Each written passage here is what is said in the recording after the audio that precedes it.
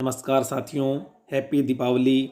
आज हम पढ़ेंगे राज्य सरकार द्वारा विद्यालयों में संचालित कुछ महत्वपूर्ण योजनाओं के बारे में। सबसे पहली और महत्वपूर्ण योजना है Rajiv Gandhi scholarship for academic excellence योजना।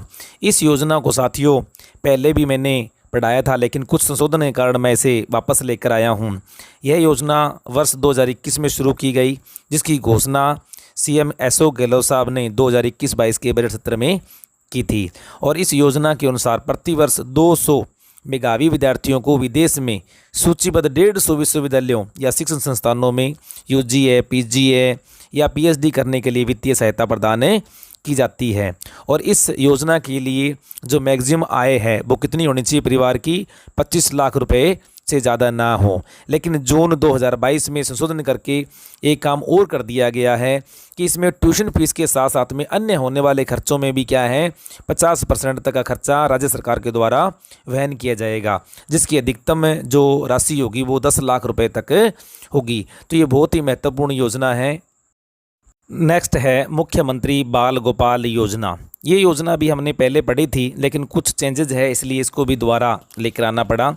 इस योजना के तहत क्या है, कक्षा 1 से लेकर 8 तक छात्रों के पोषण सुधार में, विद्यालयों में नामांकन वृद्धि में और उपस्थिति में वृद्धि करने के लिए, और विद्यार्थियों के ठहराव के लिए और विद्यार्थियों के ड्रॉप आउट को रोकने के लिए सीएम गहलोत ने वित्तीय वर्ष 2022-23 में इस योजना को मंजूरी दी। इस योजना के तहत कक्षा 1 से लेकर 8 तक के छात्रों को सप्ताह में 2 दिन क्या पाउडर का दूध पिलाया जाएगा, जिसमें कक्षा 1 से 5 तक के विद्यार्थियों को 100 ml व 6 से 8 तक के विद्यार्थियों को 200 ml दूध पिलाया जाएगा। इस योजना के अंतर्गत क्या राजकीय विद्यालय, मदरसे, विशेष प्रशिक्षण केंद्र के विद्यार्थियों को भी क्या है दूध पिलाया जाएगा। अगली जो महत्वपूर्ण योजना है एनीमिया मुक्त राजस्थान या शक्ति दिवस। देखो, राजस्थान को एनीमिया मुक्त करने के लिए चिकित्सा एवं स्वास्थ्य विभाग एवं शिक्षा विभाग के साथ मिलकर प्रत्येक माह के प्रथम मंगलवार को शक्ति दिवस के रूप में मनाया जाएगा। शक्ति दिवस का आयोजन आंगनवाड़ी केंद्रों, राजकीय विद्यालयों, उप स्वास्थ्य केंद्रों, प्राथमिक स्वास्थ्य केंद्रों, सीएससी, डिस्पेंसरी, जिला अस्पताल, उप जिला अस्पताल सभी में किया जाएगा।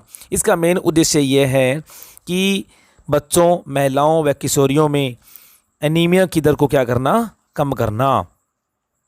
इस योजना के तहत क्या है, बच्चों, महिलाओं व किशोरियों में एनीमिया की दर कम करने के लिए कक्षा 1 से 5 यानी 8 वर्ष तक के बच्चों को क्या है पिंक कलर की गोली, तथा कक्षा 6 से लेकर ऊपर तक के बच्चे यानी 12वीं तक के जो बच्चे हैं उन्हें क्या है नीले रंग की गोली है वो प्रदान की जाती है। तो साथियों, सभी योजनाएं हैं आजकल विद्यालय में संचालित हैं और बहुत महत्वपूर्ण है।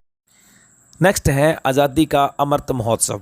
साथियों, ये कोई योजना तो नहीं है, लेकिन क्या है विद्यालय के अंदर इस तरह के छोटे छोटे कार्यक्रम आयोजित करवाए जाते हैं और फिर क्या एग्ज़ाम में पूछ लिए जाते हैं, जो कि एग्ज़ाम की दृष्टि से काफ़ी महत्वपूर्ण रहते हैं। तो हमें किसी भी टॉपिक को छोड़ना नहीं है। तो 12 अगस्त 2022 को भी एक ऐसा प्रोग्राम विद्यालय के अंदर किया गया, क्योंकि हम जानते हैं कि आज़ादी के 75 वर्ष पूर्ण होने पर पूरे देश भर में आज़ादी का अमृत महोत्सव मनाया जा रहा है। तो राज्य सरकार ने क्या किया, 12 अगस्त को एक साथ 6 देशभक्ति गीतों को 10:15 बजे गवाकर एक रिकॉर्ड बनाया गया। और इसका मुख्य उद्देश्य क्या था कि बच्चों में देशभक्ति की भावना क्या करना, उत्पन्न करना, देश प्रेम की भावना क्या करना, उनमें उत्पन्न करना। तो ये क्वेश्चन पूछा जा सकता है कि आज़ादी के अमृत महोत्सव के संबंध में राज्य सरकार ने इसको कब मनाया, तो 12 अगस्त को। नेक्स्ट है गरिमा पेटिका। अब देखो, छात्रों की निजता व उनको सुरक्षा प्रदान करने के लिए प्रत्येक विद्यालय में गरिमा पेटिका का क्या किया गया, अनावरण करवाया गया। और प्रत्येक विद्यालय में ऑफिस में गरिमा पेटिका लगाना क्या है, अनिवार्य है। इसमें कोई छात्रा अगर डायरेक्ट अपने प्रधानाचार्य से शिकायत नहीं कर सकती तो अपनी शिकायत को गरिमा पेटिका में डालकर क्या है गुप्त रूप से क्या शिकायतें कर सकती है। और यह योजना कब आरंभ की गई, 2012 से प्रारंभ की गई, जो कि राज्य सरकार का महिला सुरक्षा के रूप में बढ़ाया गया एक महत्वपूर्ण कदम है। नेक्स्ट है IM शक्ति उड़ान योजना। यह योजना 19 दिसंबर 2021 को राज्य सरकार के 3 वर्ष पूर्ण होने पर क्या है आरंभ की गई।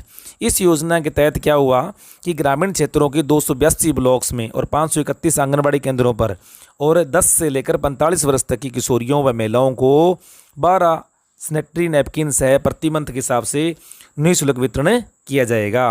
महिला एवं बाल विकास द्वारा संचालित इस योजना में 200 करोड़ रुपए का क्या किया गया है प्रावधान किया गया है। और यह योजना क्या है विद्यालयों में क्या है पहले से ही संचालित है, जिसमें कक्षा 6 से लेकर 8 तक 6 से लेकर 12 तक अध्ययनरत छात्राओं को मुफ्त में क्या है सैनिटरी नैपकिन्स पैकेट्स है वो वितरित किए जाते हैं। नेक्स्ट है बाल संसद का गठन।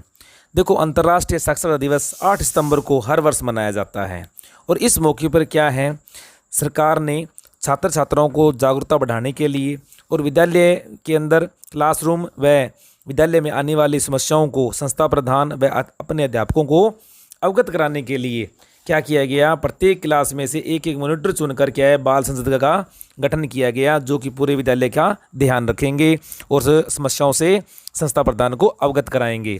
इसी प्रकार से संसद का एक अध्यक्ष और उपाध्यक्ष बनाया गया और सबसे अनुशासित बच्चे को क्या बनाया गया ब्रांड एम्बेसडर भी घोषित किया जाता है। अगला जो महत्वपूर्ण पुरस्कार है गार्गी पुरस्कार, यानी बालिका शिक्षा को बढ़ावा देने व बालिकाओं को प्रोत्साहित करने के लिए बालिका फाउंडेशन द्वारा प्रारंभ किया गया पुरस्कार। इस योजना के अंतर्गत माध्यमिक बोर्ड परीक्षा यानी कक्षा 10 को 73% से प्राप्त करने वाली सभी छात्राओं को 3,000 रुपये प्रति वर्ष यानी 2 वर्ष के लिए कुल 6,000 रुपये प्रदान किए जाते हैं। ध्यान रखना कंडीशन क्या है इसकी कि उस बालिका के 75% अंक है वो 10वीं में होने चाहिए। इसी प्रकार कोरोना काल में क्या है इन अंकों को 90% कर दिया गया। कारण क्या था, क्योंकि कोरोना काल के अंदर एग्ज़ाम तो हुए नहीं, तो वहाँ पर 8th और 9th के जो मार्क्स हैं उन्हें जोड़कर मेरिट बनाई गई। इस कारण से ये अंक बढ़ाकर 90% कर दिया गया और यह पुरस्कार बसंत पंचमी को दिया जाता है। बहुत ही महत्वपूर्ण पुरस्कार है। अगला जो महत्वपूर्ण पुरस्कार है वो है इंदिरा प्रियदर्शिनी पुरस्कार, जो कि वर्ष 2019-20 से बोर्ड परीक्षा के अंतर्गत विभिन्न यानी 8 श्रेणियों के अंतर्गत दिया जाता है। ध्यान रखना SC, ST, OBC, EWC, इसी प्रकार से हम कह सकते हैं MBC, दिव्यांग, ठीक है। इन सभी कैटेगरीज के अंदर क्या है जिले में प्रथम स्थान पर रहने वाली, ये ध्यान रखना सभी कैटेगरीज में जिले में प्रथम स्थान प्राप्त करने वाली, चाहे वो कक्षा 8 हो चाहे 10वीं हो और 12वीं हो, को उत्तीर्ण करने वाली छात्राओं को यह पुरस्कार है दिया जाता है। इसमें 8वीं के जिला स्तर पर रहने वाली छात्रा को 40,000 रुपये, 10वीं में जिला स्तर पर रहने वाली छात्रा को 75,000 रुपये और 12वीं में जिला स्तर पर प्रथम स्थान करने वाली छात्रा को 1 लाख रुपये और साथ साथ में क्या दी जाती है स्कूटी भी प्रदान की जाती है। और 17-18 से 19-20 तक इस पुरस्कार का नाम क्या था पद्माश्री पुरस्कार के नाम से जाना जाता है और यह अवार्ड 19 नवंबर को इंदिरा गांधी जी के जन्मदिवस पर प्रदान किया जाता है। अगला जो महत्वपूर्ण पुरस्कार है वो है एकलव्य या मीरा पुरस्कार।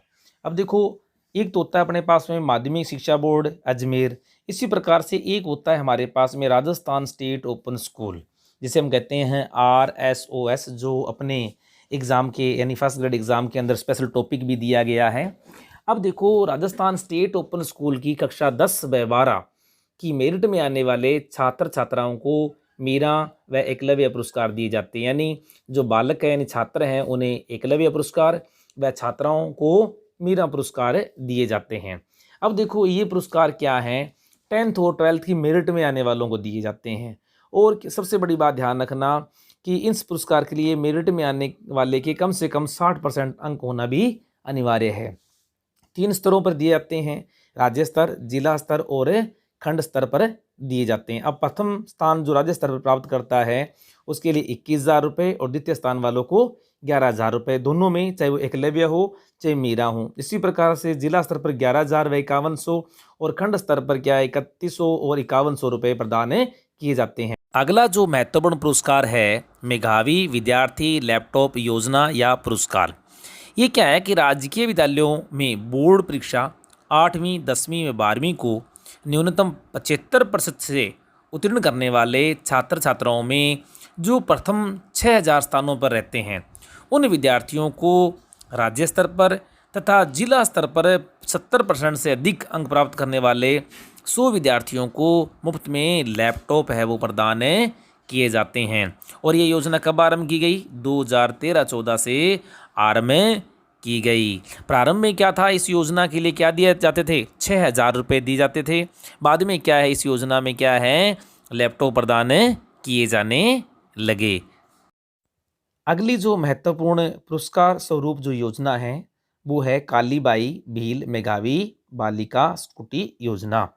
यह योजना 2019-20 में आरंभ की गई और किसके लिए? SC, ST और अल्पसंख्यक वर्ग की बालिकाएं जो कक्षा 12 को न्यूनतम 75% से उत्तीर्ण करती हैं एवं CBSE बोर्ड से 85% से उत्तीर्ण करने वाली जो छात्राएं हैं उन्हें मुफ्त में स्कूटी प्रदान की जाती है।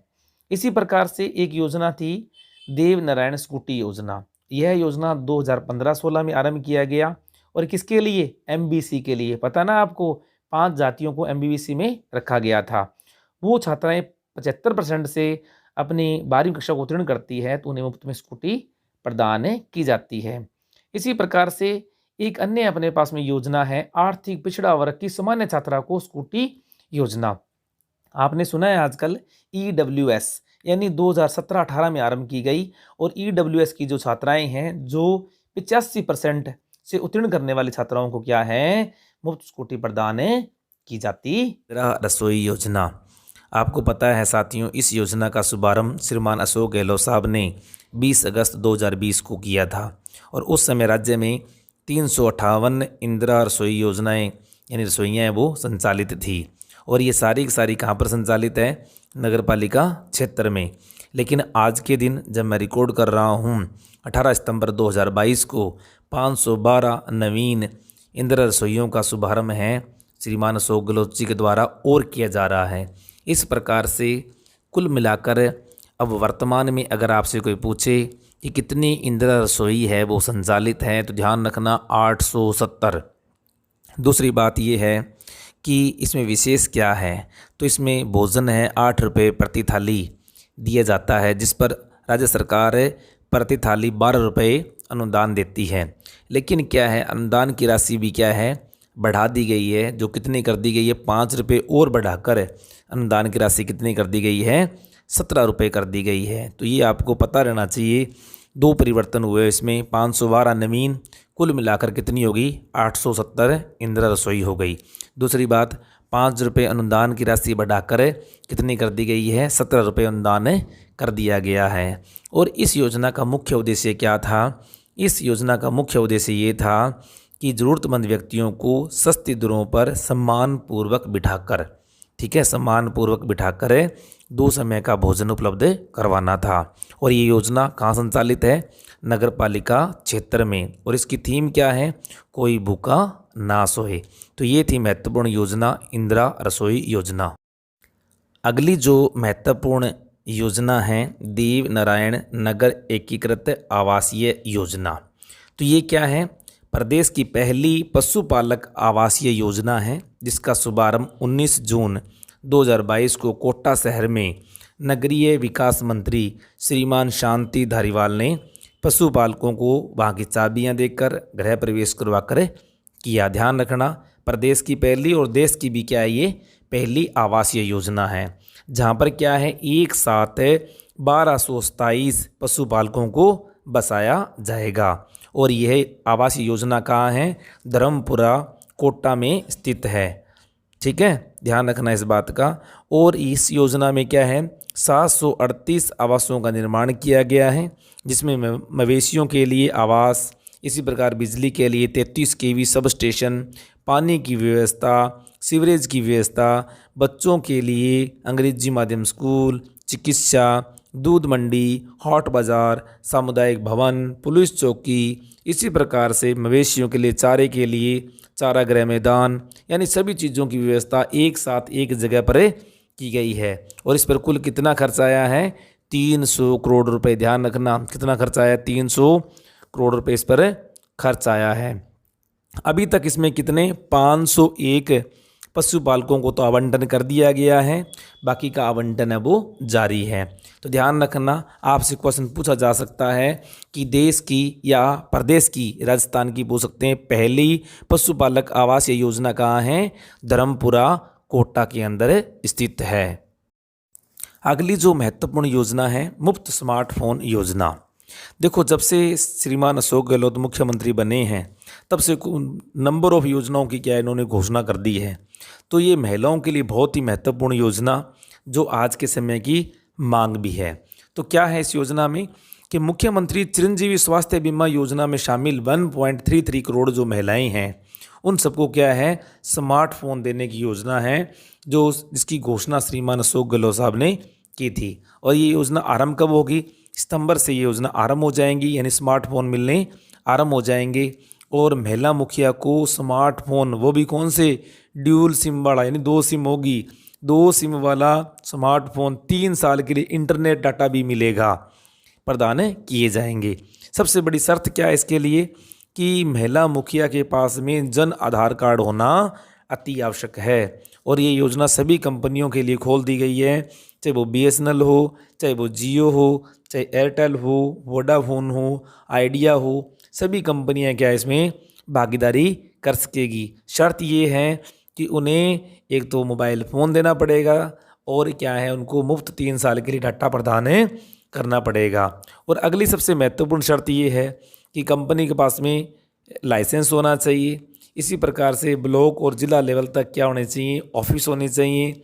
और 3 साल तक फ्री डाटा देने की क्या होनी चाहिए? क्षमता होनी चाहिए। तो देख लो भाई, आपको बहुत ही इंपॉर्टेंट योजना है। जन आधार कार्ड में अपना नाम जुड़वा लो, महिला मुखिया के नाम से क्या लेना है आपको? स्मार्टफोन है, घर बैठे ले सकते हो और अपनी ऑनलाइन रीडिंग है यानी स्टडी है वो आप कर सकते हो। सर्वश्रेष्ठ विद्यालय पुरस्कार, यह योजना माध्यमिक शिक्षा बोर्ड अजमेर के द्वारा नवंबर 2021 में प्रारंभ की गई। और क्यों प्रारंभ की गई? शिक्षा का स्तर सुधारने के लिए तथा विद्यालय में शिक्षा की गुणवत्ता को बनाए रखने के लिए यह योजना आरंभ की गई। इस योजना के अंतर्गत कौन से विद्यालय एलिजिबल है? तो केवल राजकीय माध्यमिक व उच्च माध्यमिक विद्यालय ही क्या है इसके लिए एलिजिबल है। और इस योजना के अनुसार सर्वश्रेष्ठ स्कूलों को माध्यमिक शिक्षा बोर्ड क्या करेगा? राज्य स्तर पर, जिला स्तर पर और ब्लॉक स्तर पर क्या करेगा? पुरस्कृत करेगा। अब देखो, राज्य स्तर पर 3 विद्यालयों का चयन होगा जिसमें प्रत्येक विद्यालय को 1-1 लाख रुपए की राशि प्रदान की जाएगी। इसी प्रकार से जिला स्तर पर 66 यानी 66 विद्यालयों का चयन किया जाएगा जिसमें प्रत्येक विद्यालय को 75,000 रुपये की राशि प्रदान की जाएगी। इसी प्रकार से ब्लॉक स्तर पर 301 विद्यालयों का चयन किया जाएगा जिसमें प्रत्येक विद्यालय को 1,000 रुपये की राशि प्रदान की जाएगी। तो ध्यान रखना, सर्वश्रेष्ठ विद्यालय पुरस्कार के अंदर कितनी राशि किस स्तर पर प्रदान की जाती है। अगले जो पुरस्कार हैं भामाशाह शिक्षा विभूषण व शिक्षा भूषण पुरस्कार।